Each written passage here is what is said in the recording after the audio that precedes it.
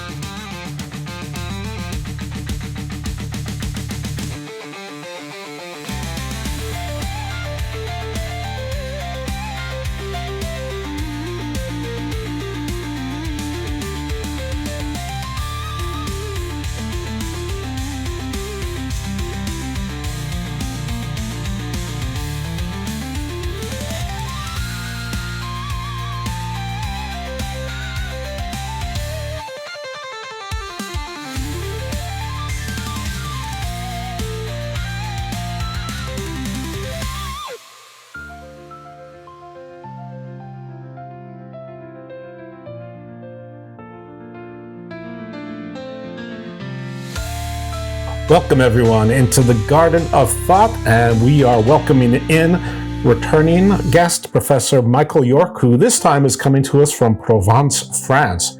How are you, Professor? I'm fine, thank you. Okay, good. That's excellent. We were actually having quite a conversation pre-production, and none of it's going to make its way onto the airwaves because that's not at all what this show is about, though the midweek show sometimes is. Today's show, like the old Sesame Street, and I hope it's Sesame Street, but today's show is brought to you by the day Wednesday. And what do I mean by that? In doing the show, and I think even before doing the show, I learned somewhere along the line, probably from reading books or whatever, that the days of the week mostly come from Norse mythology, and that Wednesday is Woden's day, and Woden was Wotan, Woden became Odin, so it's Odin's day. And I took Spanish in middle school and high school. I even had to take a semester of it in college. It was a requirement. And my wife is from Ecuador. And as many people here, instead of saying shit, say sugar. Instead of saying mierda, she says Miercoles. And I realized Miercoles means Wednesday, but Miercoles means Mercury. And I'm like, wait, Odin? Mercury? One's Norse. One is the Romanized version of Hermes. What's going on here? I wish I knew people that were smart that could try to figure this out for me. And then Mercury is like the morning star, and that's Lucifer. What's happening here? And then I realized, hey, wait, I've got a show full of guests who are smart people who may know something about this. And so I call upon Professor Michael York of many countries to, answer this with clear simplicity. I wish I could.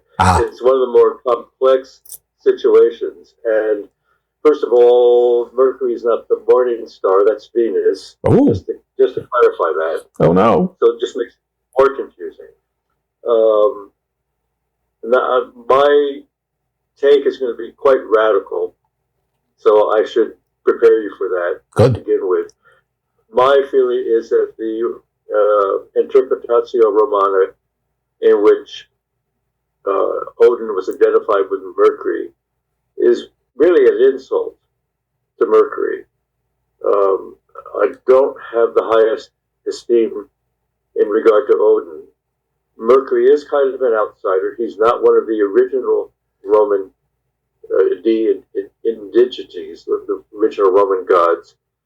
He kind of appears a little bit later, may have been brought in partly through Etruscan influence.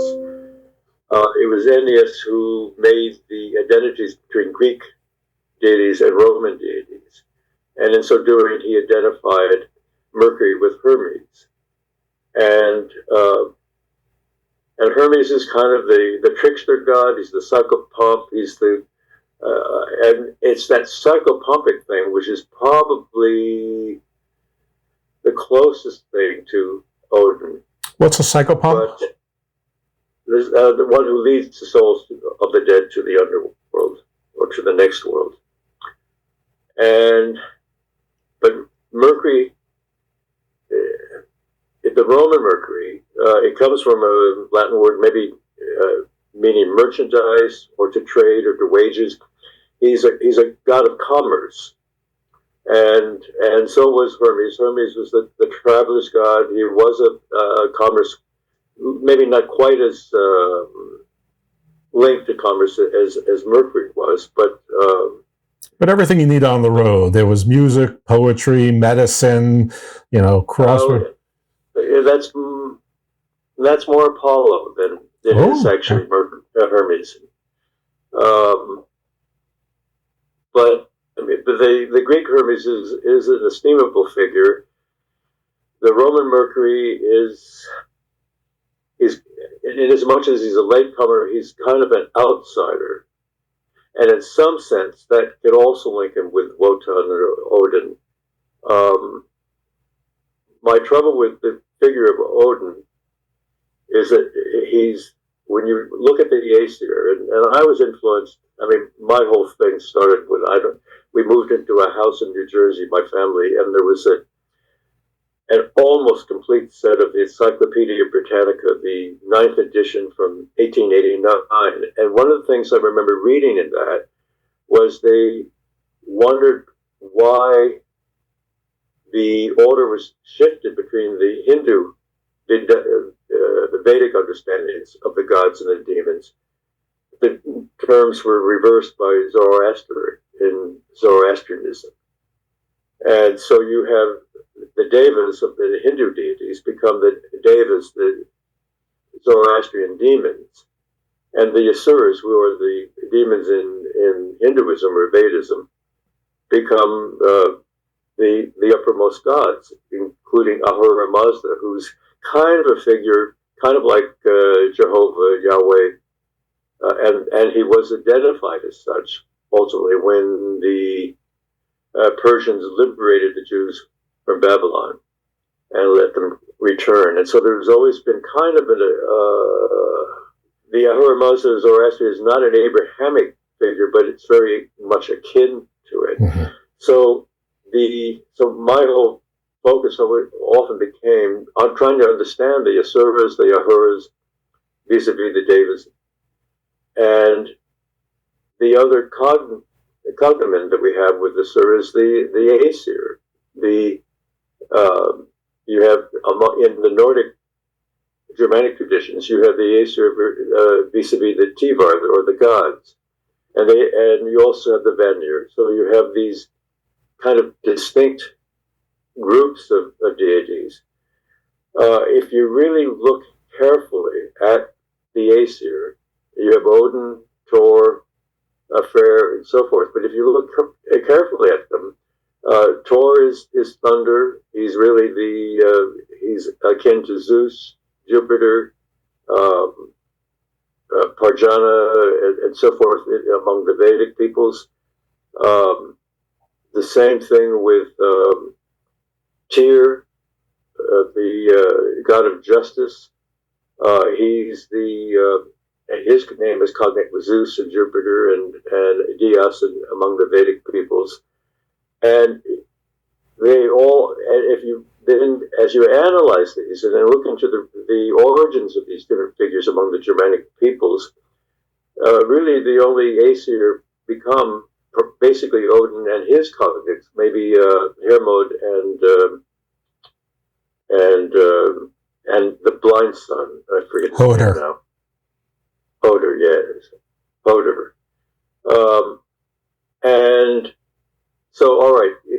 Again, looking at the Indo-European tradition, you have a chief god who embodies divinity, light, luminescence, also justice.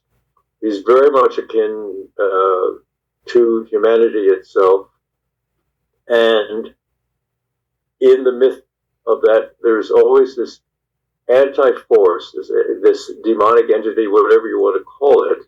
I usually use the term anti-divine, or the Assyrian, overthrows and seizes the throne of the gods. And so Zeus loses his sinews, I think, the Hittite weather god.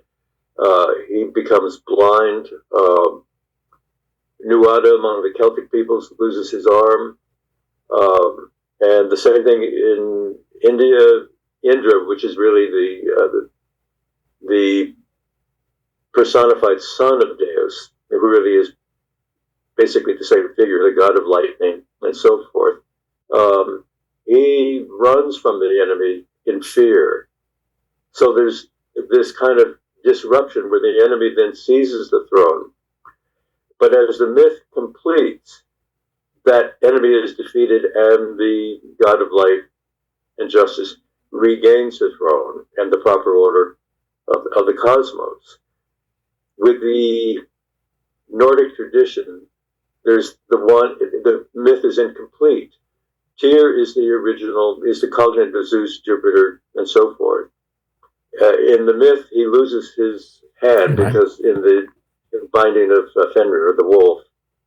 And so he's invalidated for being actually on the throne, because the ruler, cosmic ruler, has to be integral, has to be whole, can't be harmed. And so Nuada in Ireland is finally, he's either his arm is restored or he's given a silver arm.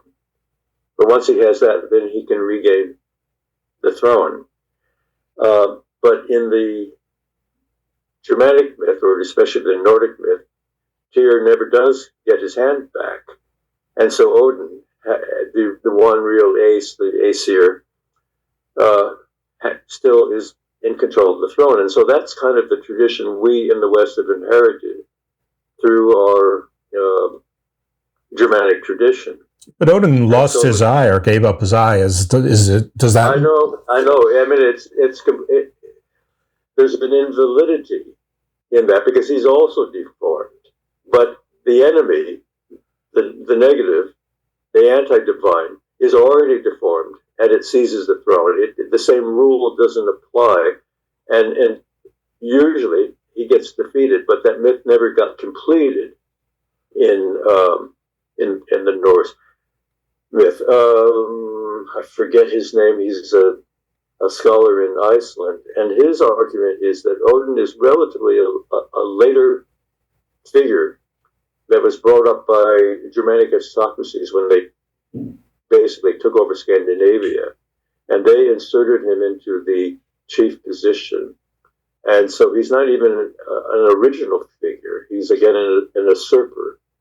I had a big debate once in London with Freya Ashwin, and I had to make the proposition. So I proposed that Odin was a demon who usurped the throne of the gods. Well, she was furious because she's a fervent devotee to Odin. She had given her whole oath and life to him. So we had this wonderful debate. Steve Wilson was the chair, and I had a second, which I basically had to write her part for me. And when it came to the final vote, the only people who upheld my proposition was myself and my second.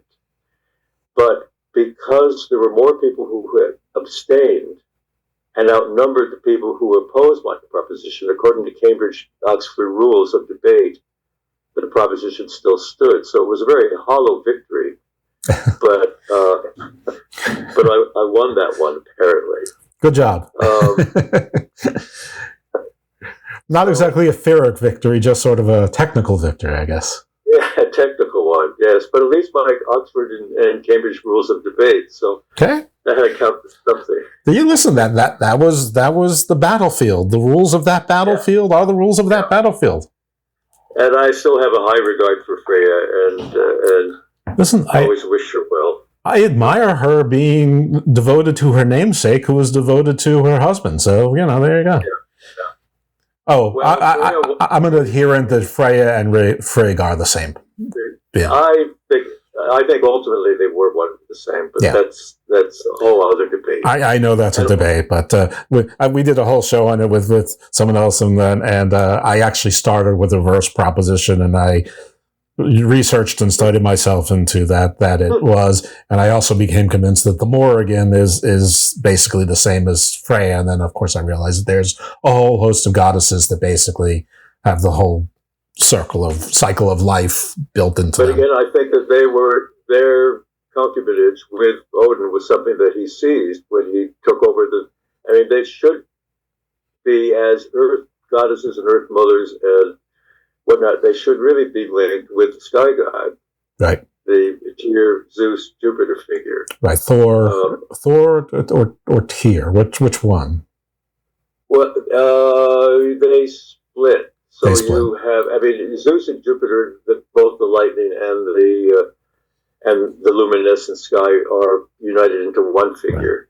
Right. Among the Vedics, you have Indra as basically the lightning, thunder figure, and Dias, his father, is the light figure. So again, with the Germanic things, you have Tyr and Thor. They're both developments from the original hypothesis. But is it just as simple as that stories are better when there's more characters?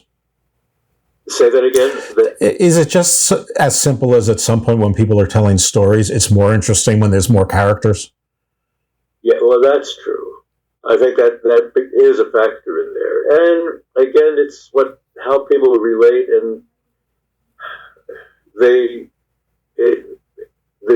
approach, I think, to pagan divinity is, first and foremost of all, it's always local. And so it comes out of the local expression, what traditions one's immediate locality has held. And that's where you get these developments. And so they're not always the same. They can be similar, but they branch off. And if you look at the whole history of Indo-European figures, deities, they bifurcate, they recombine. It's always an ongoing, very fluid process. It's not anything really fixed. You can trace them back to origins, and I usually use it. For me, it's etymology. Etymology will take us back to the original understanding of a particular theonym, and then you can trace its developments and its metamorphoses and recombinations and so forth. And then you have, of course, various identities that are made between different figures. I mean, as far as Odin and Mercury or Hermes are concerned in relation, I mean, I know that Odin traveled a lot. He wandered around, but his purposes seem to be very different than Mercury's or Hermes in the traveling. I mean, aside from that, are there any parallels between them, that they sort of were both travelers? The seeming wanderers, but they actually had purposes? Oh, there must be, but I don't see it. Yeah, I don't either. Odin is more linked today to Jupiter Zeus because he's the ruler. Right.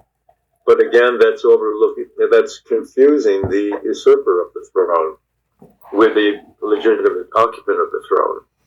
And it's only looking at the throne and not looking at the story behind it and the divergences. I must imagine that there's somewhere lost in time, there's more of a backstory to like a Norse type Nakami. But the Greeks and the Romans, which are, for the purposes of this conversation, are extremely similar. I mean, they were very clear who the primordial gods were, and then who the Titans were, and then what happened with the Olympians, and then the demigods, and so forth. In the Norse, you just sort of have this giant, ice giant was floating around, and a cow licked the salt, and then, others came, and then there was Bur and Buri, and then Odin and his two brothers, and then they chopped up the giant, and everything flowed from that. But you don't really, it just sort of starts, and that's we don't have the prequel, so to speak, to use Star Wars terms. We don't have the origin and then the next origin. We don't have like the multiple phases. The Greeks have this whole 5 ages of man, and and when they're telling it, we're in the 5th age, so they tell about they have stories about the prior 4 ages, some of which are more famous than others, and lots of mythologies do that. But the Norse, well, I'm sure it existed, or I assume it existed. None of it seems to have survived because I guess they didn't write anything down. They didn't write it, but no, the writings really are late. Snorri is already a Christian, recording the stories, so there's already a bias there. All right, Mercury, Hermes was not only a patron of travelers but also of thieves, and in a sense, Odin he stole the throne. In a sense, so maybe it's on that basis that Odin is the grand thief, and maybe there was a link there as the Romans interpreted. They identified Mercury with lots of different local figures. Why they actually then, I don't know if it was Tacitus himself who did it, but why he was linked then with Odin, or Woden, who Caesar tells us was the most popular among the Celtic gods, or the Germanic gods. I think, and that's also confusing because the Teutons, which we understand as the Germanic peoples, were really a Celtic tribe. Mm-hmm. So it's, again, just sort of makes it even more confusing. And but all right, let's, if we can, why don't we put that, I'm just presenting my position on Odin vis-a-vis Mercury Hermes. I think basically that identification is an insult to Mercury, but that's one situation. Then you have someone like Miguel Serrano's, his book, the Norse Book of the Resurrection. I think it was only finally published in 1984. But he's the one that identifies Lucifer variously as Apollo, Abraxus, Shiva, and Odin. And I have trouble with a lot of that too. Lucifer was identified as in the Vulgate tradition, and it's not, you don't find that name used back in the original, the Hebrew version. Right. But it's the fallen angel motif, and it's linked with the morning star, because the morning star then fades away. And that goes back to Isaiah, the book of Isaiah, 14:12, I think is when you have that. So it's not tied to like Venus or Aphrodite or woman being, sort of Lucifer sort of being androgynous. It's just because the actual star is bright and then fades. Well, Lucifer, the name means the light bearer, so there's already kind of an assimilation with Zeus, Jupiter, Dios, Indra, so forth. They are the deities of luminescence. And so Serrano's identification with Apollo would make sense. With Shiva, it's a little bit more questionable. I said, what if somebody, I think he even identified Lucifer as Quetzalcoatl and the Catharian Lucibel. Lucibel, of course, is again a light figure, so that kind of makes sense.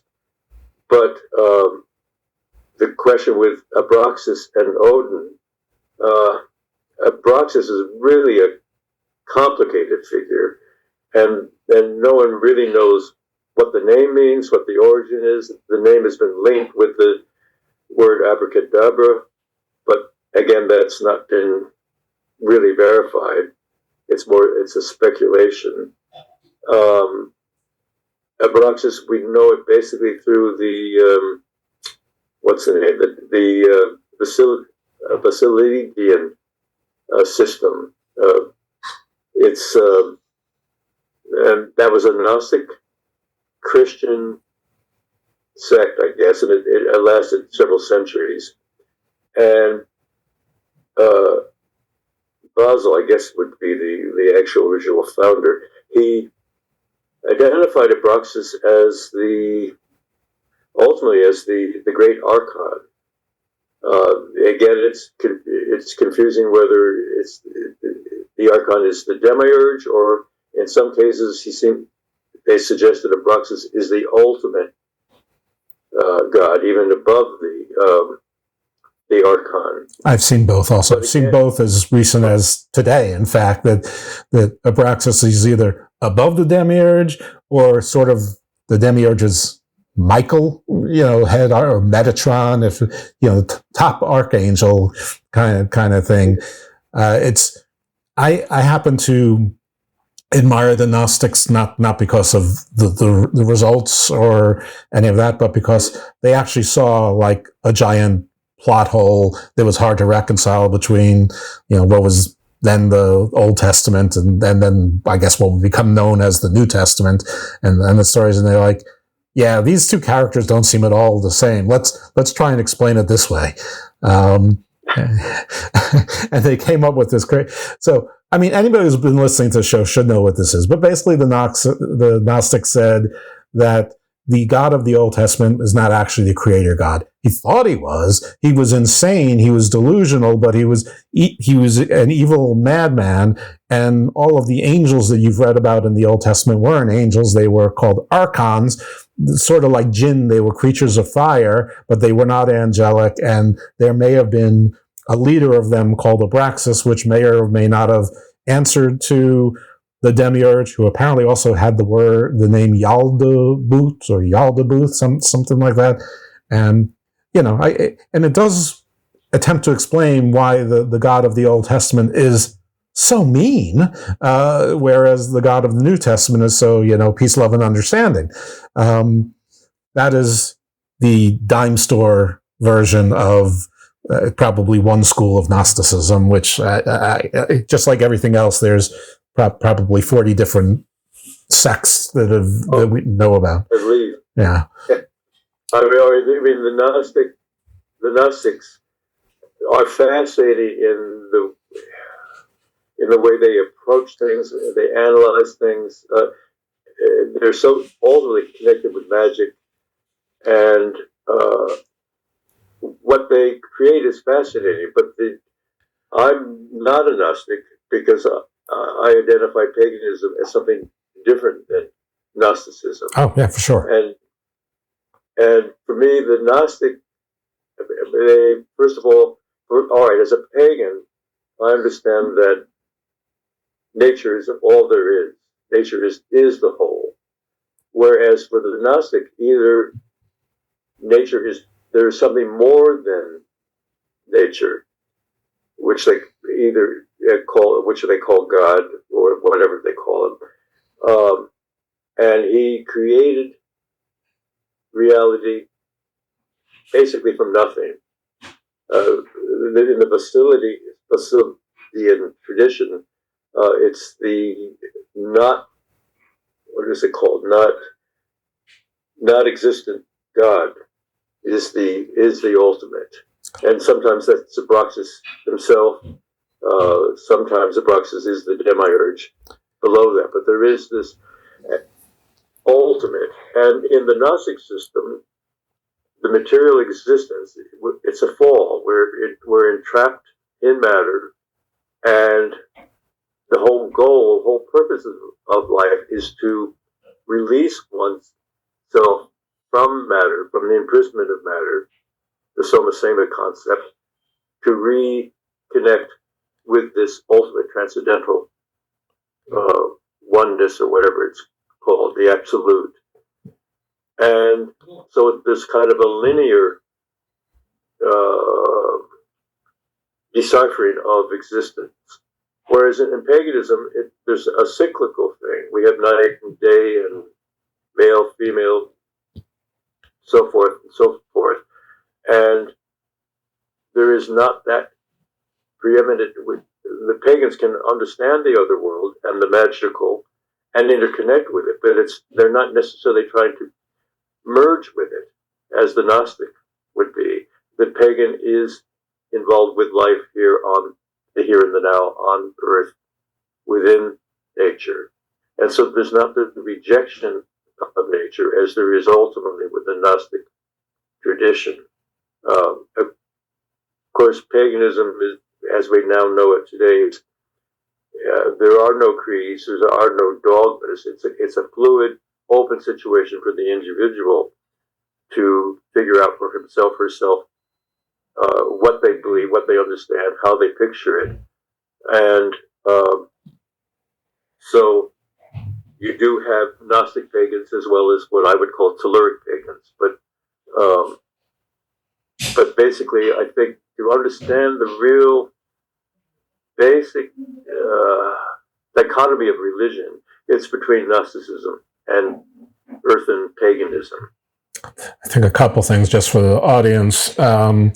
When the professor says paganism, he doesn't mean all types of polytheism. Paganism is probably what most people would, if they think about it at all, would be sort of like natural animism.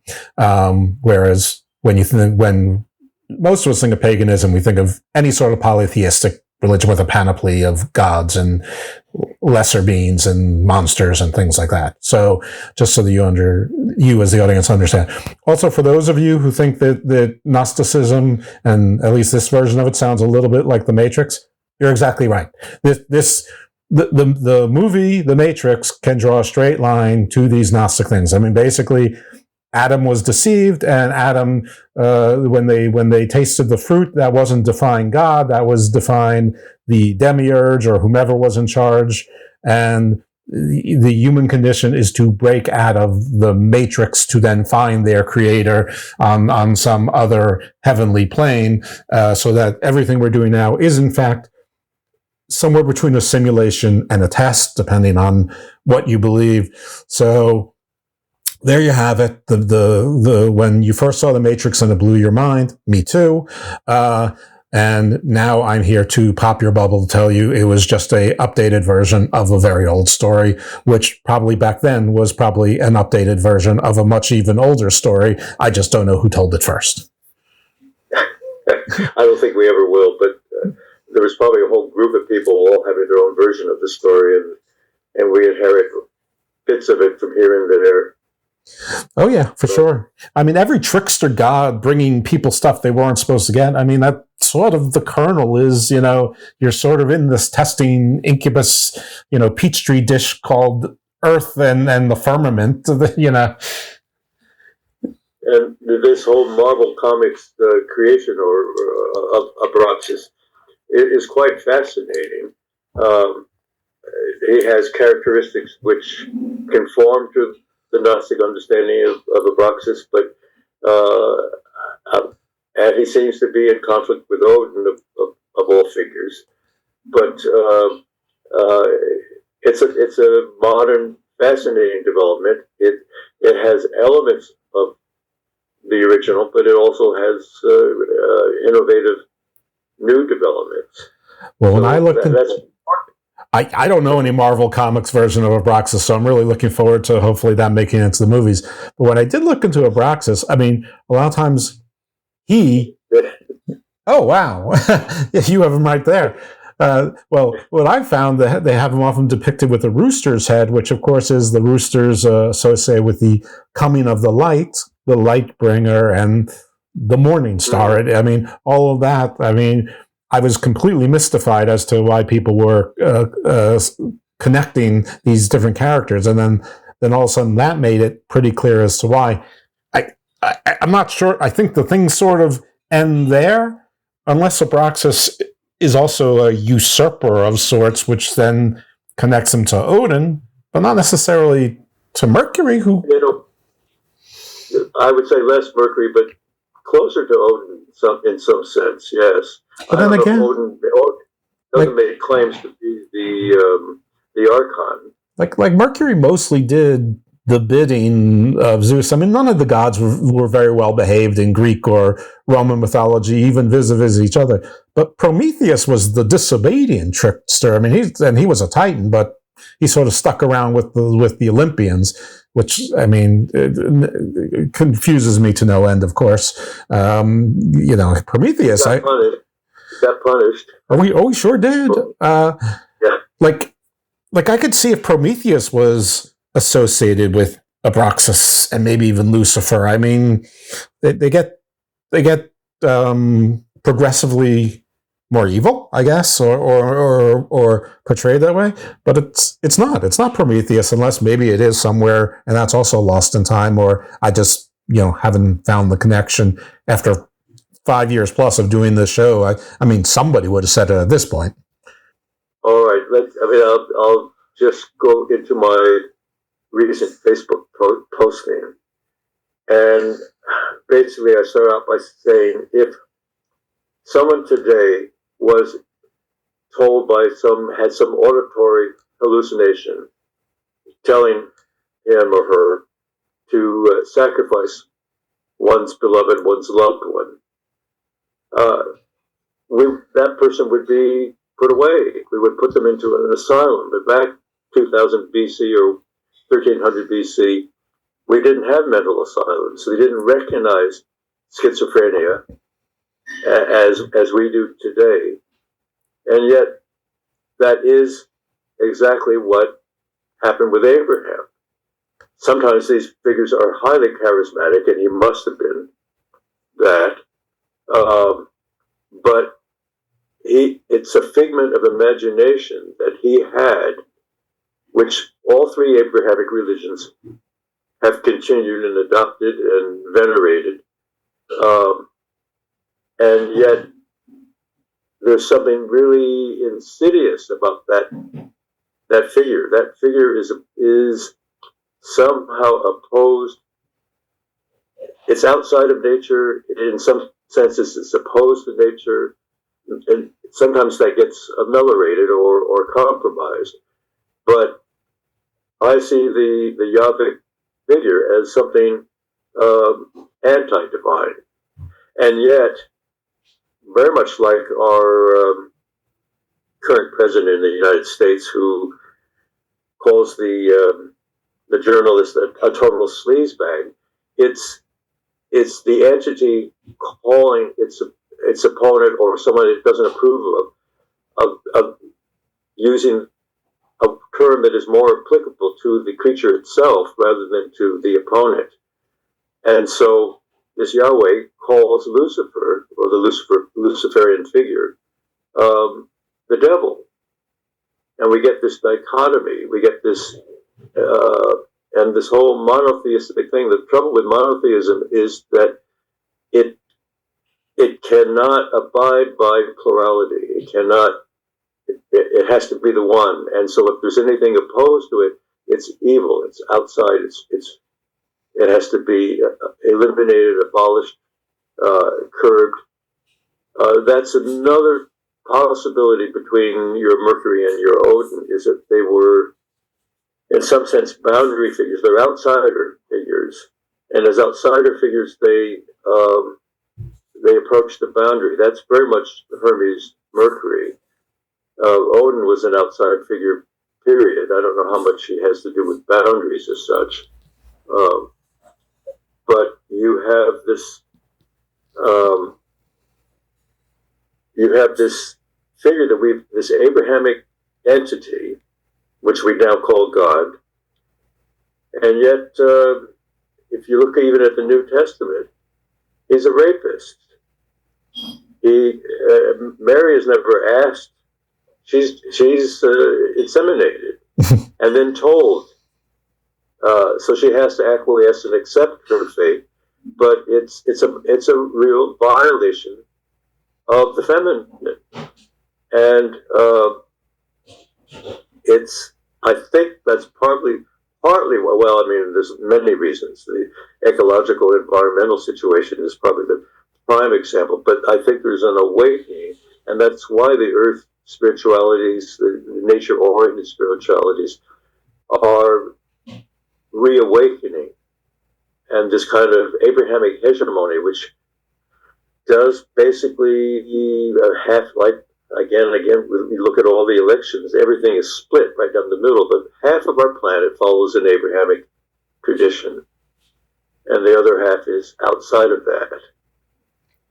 But I think part of where we are and the whole imbalance of our planet, the trouble of our planet, the conflicts that are going on, I think are forcing us to broaden, question the spiritual traditions we've inherited, and to see if there's something more spiritual to be used and to replace them.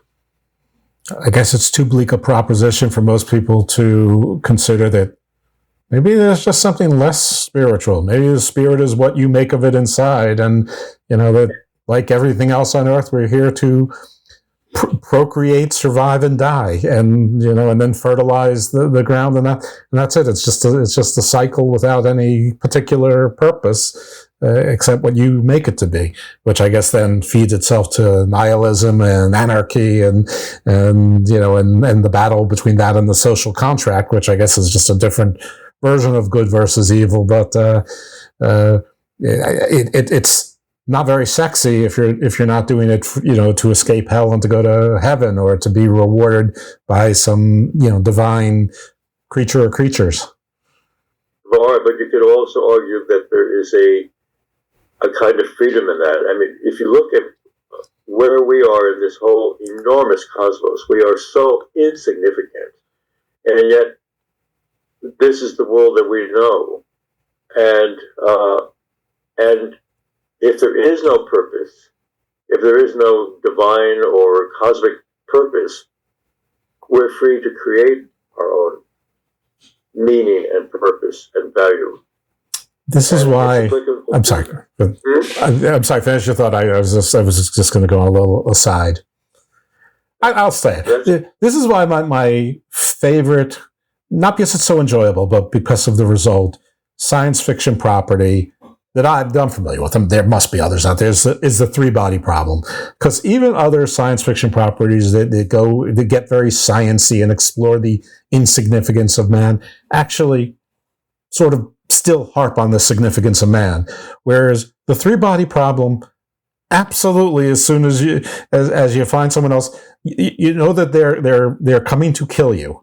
Now there is some compromised reach there with some found, but basically at some point the humans test something to show the peoples, the Trisolarans, I think they're called, that they made contact with, that don't mess with us or we'll let someone else know that you're out there also. And that in fact happens. They send a message making it bouncing off the sun and whatever, and making it sound like there's an intelligence signal coming from some far off star. And then within the amount of time they calculate as Earth time versus light years come, that star is taken out. Someone destroys that star, and the Trisolarans figured out that we can now, on Earth, send messages to tell others where the Trisolarans are, and they're bigger and better than the Trisolarans. So leave us alone, or we'll let them know you're coming. They'll probably destroy us, but they'll destroy you too. And the Trisolarans basically agreed to move off and not come and kill us. The part and parcel of it is when we reach the Trisolarans and they're like, basically, we're coming and we don't trust you, because nobody can move faster than the speed of light. There's like 430 years before they can get here. So we have 430 years of planning to do it. But basically they come up with the dark forest theory that says that someone is trying to, that the universe is a dark forest with hunters behind every tree, and you should assume that they're all trying to kill you. And then someone else later on comes in and they basically send like two-dimensional space into three-dimensional space, and it sucks in all of three-dimensional space and kills it. So it is the insignificance of man, that there's always bigger and badder and stronger out there, and just stay in your lane, stay put, and shut up. That's what I like about it. I hope that made sense. It makes sense. It makes some kind of sense, yes. But I mean, nature is not all benevolent. Nature can be rough and tough, and part of our ingenuity has been able to work with the natural conditions and to create the kind of civilization and cultures that we have. That unfortunately, we don't all get along, and so we have all kinds of destructive consequences that come out of all of that. But if you really look at what we have been able to achieve, it's miraculous.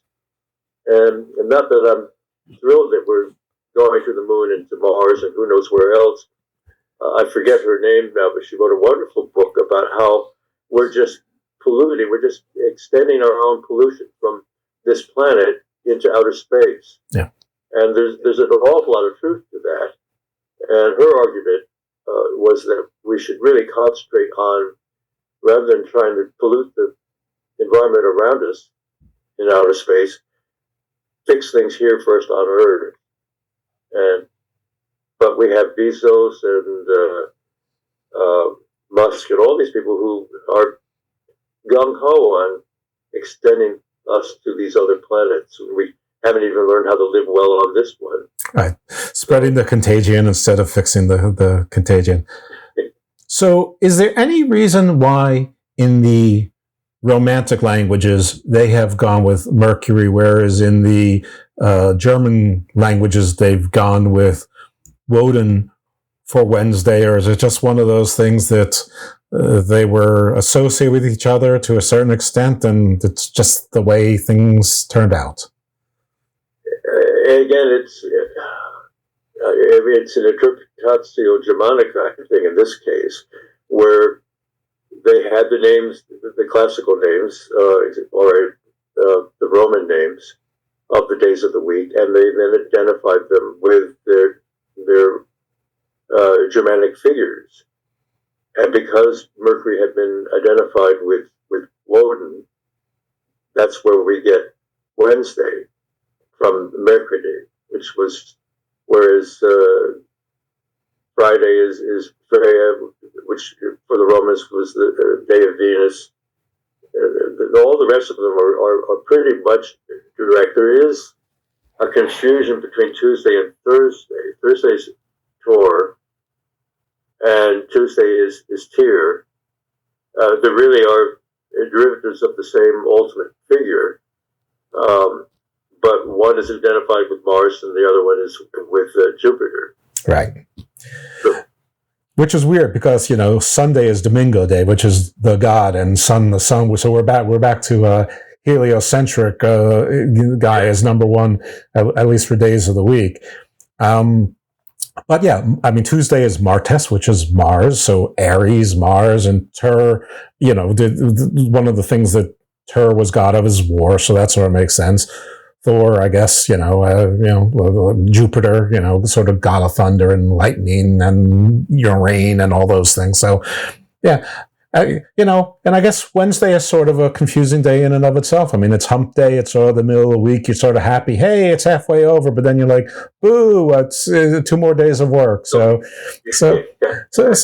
Wednesday is sort of your crossroads day also. So it sort of makes sense in and of itself. Yeah. Now, I only asked you about one day, and hopefully this is a simpler answer.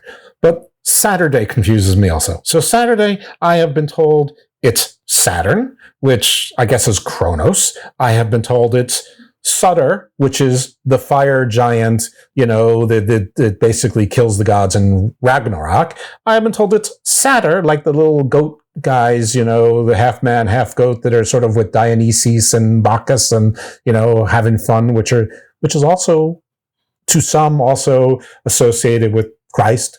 And that also Satan. Well, Saturn, Satan in some esoteric traditions. Now, I'm pretty sure we didn't name a day of the week after Satan, at least not intentionally. So I'm going to rule out myself Satan from that one. But Saturn makes sense as in the father of Zeus, I suppose, Kronos. But since they're all Germanic, so does Satyr, the fire giant, who I guess you could say is sort of a Satan in his own right. I don't know. You know anything about Saturday? Saturn would be, they're all after the 7 basic planets and luminaries, which was the the only planets they knew up to that point. Saturn is the furthest out. He's the coldest. He has less to do with fire. If anything, fire would be the sun. And Kronos is, again, that's one of those identities, Saturn and Kronos, that I think Ennius made. It probably isn't the most accurate identity. Saturn among the Romans was he was a figure. He was outside the norm, but he was a figure of jovialness. He was the ruler of the original Golden Age before we lost the Golden Age. And so the whole carnival, which is the celebration of Saturn, is is not an establishment, but a re-celebration of the golden time. The reversal of roles, the freedom of the individual. In Rome, the schools were closed. All kinds of prisoners were released from jail. All of these kinds of. It was a time of unbridled freedom, and it was celebrated as such. And so they wore masks so that they could become other figures and have fun with one another without being confined by their normal everyday lives. And so it's psychologically, the whole idea of the carnival is psychologically, it's a beautiful thing. It allows society to have a moment of abandonment and total release before getting back to the normal day-to-day affairs and what we have to do. But Saturn becomes as the planet Saturn, that's the day of Saturn. In astrology, it becomes ultimately, it's kind of a reversal. It becomes more the task maker. Our hardships we get through Saturn, but at the same time, that's where we learn. We learn through the challenges that we have to experience in life. The more harmonious things are beneficial and fun and all that, but we don't really grow and learn through those as much as we do through the negative experiences. So Saturn becomes kind of that figure. And because it's the last day of the week, it's the conclusion. It sums up, and then we start all over again with the sun. I don't know if this answers, but I think you have to be very careful with this kind of folk etymology and identifying Saturn with Surtur and Satan and all that. They're not cognates. They're not related words, and so it could be fun to explore those things, but it's also dangerous if you get trapped by them. Oh, I'm feeling myself trapped right now because the fun day of Saturday could definitely go with the little satyrs, but they could go with Satan. I don't know that they go so much with Kronos, and they certainly don't go with the fire giant. I'm only really confused because we have 4 days that are clearly named after Norse figures, and then the sun and the moon, Monday, Sunday. I mean, that could be anywhere, and those are, English words, but they're sort of the sun and the moon were important to everybody. And as you pointed out, the 7 planets that everyone could see, and they counted the moon and the sun as planets back then. Saturn is Romanized, which is fine if they just said, yeah, I just don't know how somehow 4 days became sort of Norse Germanic. 1 day was Romanized, and 2 were more universal. At some point, I assume like a pope or someone made the decision. Yeah, I'm not sure. That's a good question. I don't know. I'll have to look into that. I don't know why in our English-speaking Germanic tradition, Saturn is Saturn. How that name, I don't know what it is in Spanish, it's Sábado, which, as far as I know, just translates to Saturday. But maybe it doesn't. Maybe it translates to something else. Yeah, I mean, in Dutch it's Zaterdag, and it's again Saturday. It's the same basic word. I don't know that I'll have to look into that. I don't know. Well, fairness. I just, like I said, we were going to talk about Wednesday. I never said anything about Saturday. It's just as I was doing my own little prep, I'm like, And I was doing it on Saturday. We record on Sundays, which, by the way, a little asterisk to everybody, just to prove that my own family rarely listens to the show. My brother, who he and I almost talk on the phone almost never, called me and texted me right as we were starting to record, because everyone in my family knows that I record Sunday at 1 o'clock, and none of them care or remember. So, if you're ever wondering, welcome to the club. Yes. Right, Jeff, are you a big deal podcaster? Not if my nuclear family is any indication of whether I've made it or not. So there you have it. So anyway, so I was preparing on Saturday, and so then I got lost in that little thought, and then I had to bring myself back, and I looked into a little bit more of Abraxus and Lucifer and all that. Now, the Abraxus and Lucifer thing, they actually make perfect sense with each other, because they're sort of the same figure, except in the Gnostic, it's appropriate. I mean, the demiurge sort of wants there to be this very powerful villain out there. The archons are there to torment us, and why not there be a general to torment us? Because that's all part of this. To the demiurge, that's how it's supposed to be from the outside, or looking up. He's insane. He's the only question is, why is there a creator letting this happen? But again, the sort of the eternal question: if there's an all-powerful God, why is this all this other stuff? Even if you're a Christian or adherent to Islam, if there's an all-powerful God, like, why are all these angels and archangels and devas and other jinn and other sort of creatures? The answer is because it's part of God's plan. I mean, I can answer that one myself. I mean, it's not satisfactory, but then they say, well, you lack faith. Okay. So there you go. True. Accurate. I lack faith. Correct. I think humanity is more powerful. And these deities and local spirits and angels and whatnot, I mean, that it's part of humanity's. Again, localities have developed these concepts, and whatever overall archon claims to be the supreme master has had to concede and accept these other figures. And I think in Serrano's understanding of Lucifer as Abraxus, Abraxus is the leader of the opposition, and so it becomes ultimately heroic because he's opposed to this demiurgic archon who lays down the rules that are actually in conflict with basic human values and efforts and desires. I mean, and so we're always punished, like the Tower of Babel. We're trying to reach knowledge or upper the heavens, and we're punished, and we're destroyed.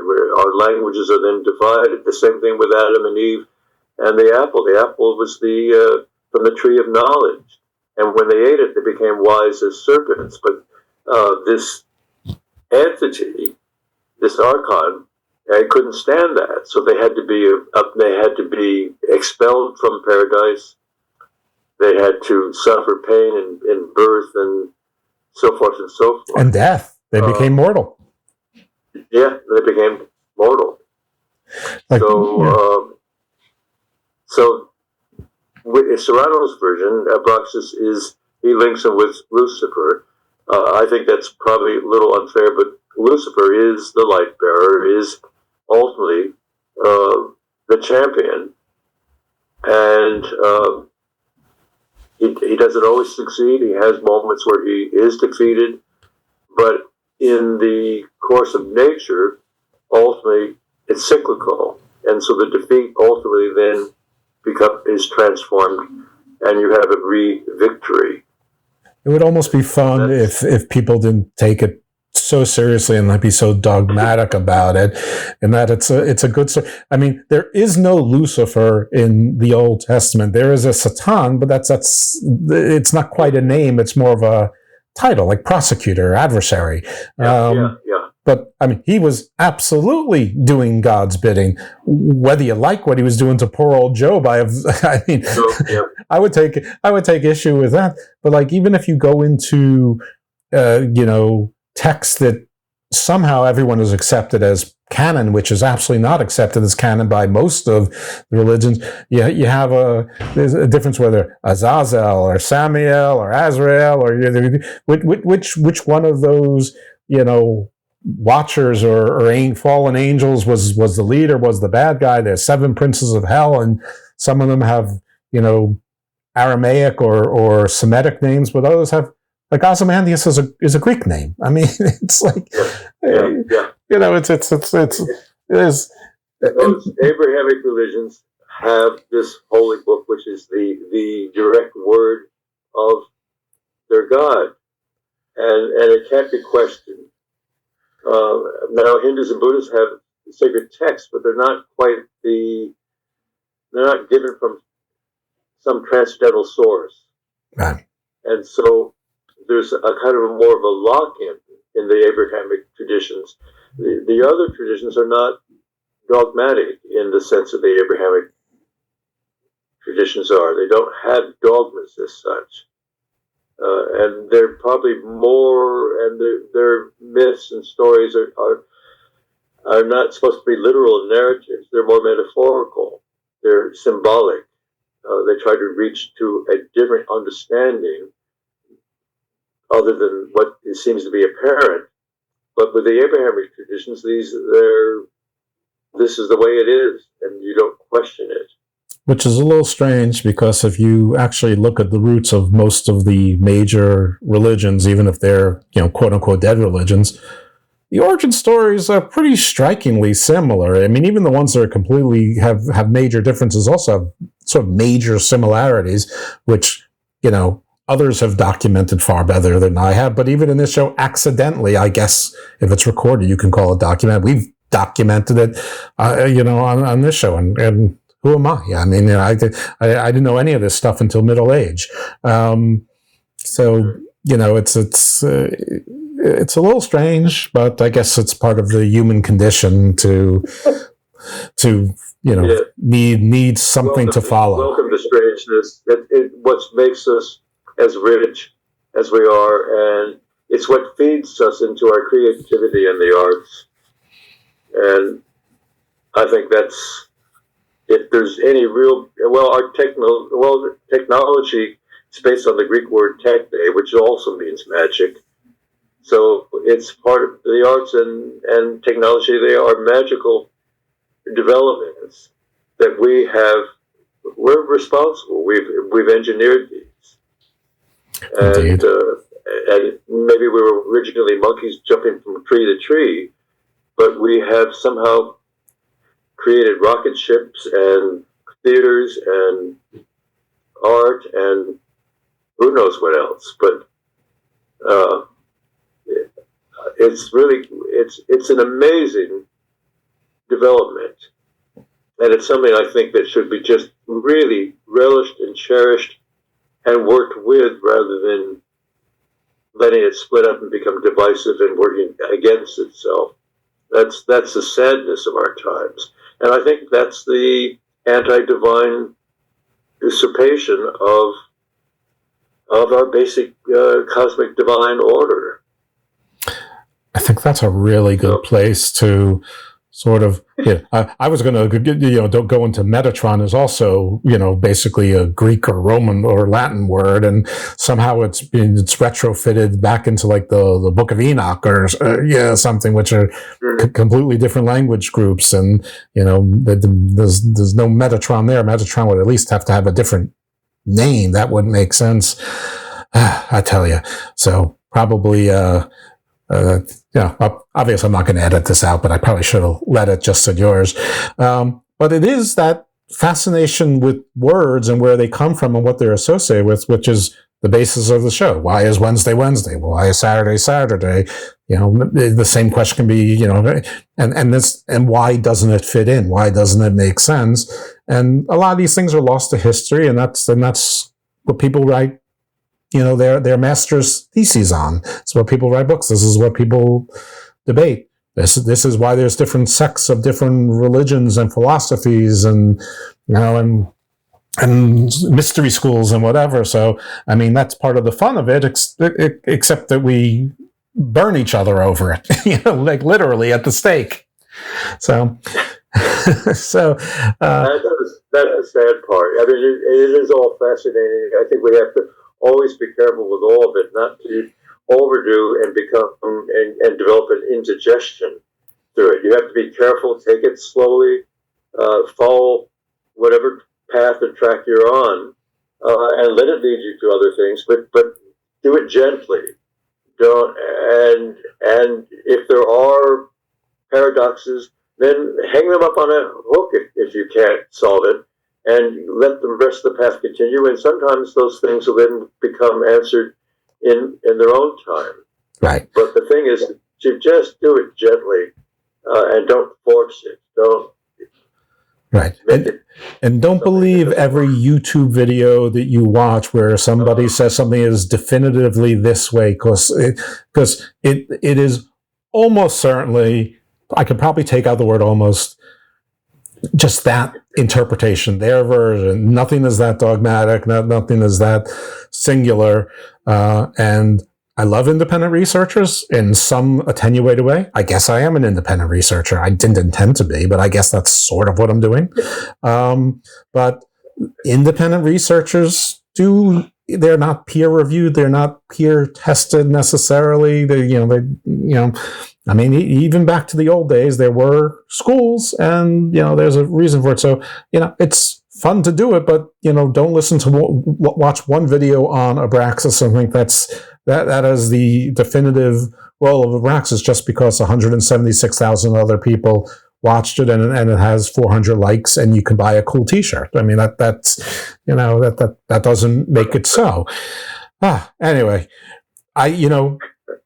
lately I've been asking the guests for an outro song, but while we've been talking, since my, brain sort of works in parallel ways to the best it can, and I've done a pretty good job of not forgetting any of my trains of thought, two songs have been competing with each other, a duality of the outro here. One is, I think it's Queen, It's a Kind of Magic. I think that's Queen. And then the other is Alice Cooper, Welcome to My Nightmare. And I think that those are like actually the two perfect songs to contrast it. But because there's only one outro, and because it's always guest privilege to pick the outro, and you are not limited to the two I just named, is there any kind of song, maybe just the theme from Wednesday on Netflix? I don't know. Is there any song that you would like as the outro? I always want to say the Sunrise from Daphnis and Chloe, the Daybreak. Daybreak? Theme, but that's, yes. Is that Sunrise, Sunset? Yeah, it's Sunrise. It's the Daybreak leading up to Sunrise. It's his Daphnis and Chloe. Daphnis and Chloe. Okay, then that's what. Hey, that's probably public domain, so no problem. Daphnis and Chloe. Sunrise. I will find that. All right, Owen.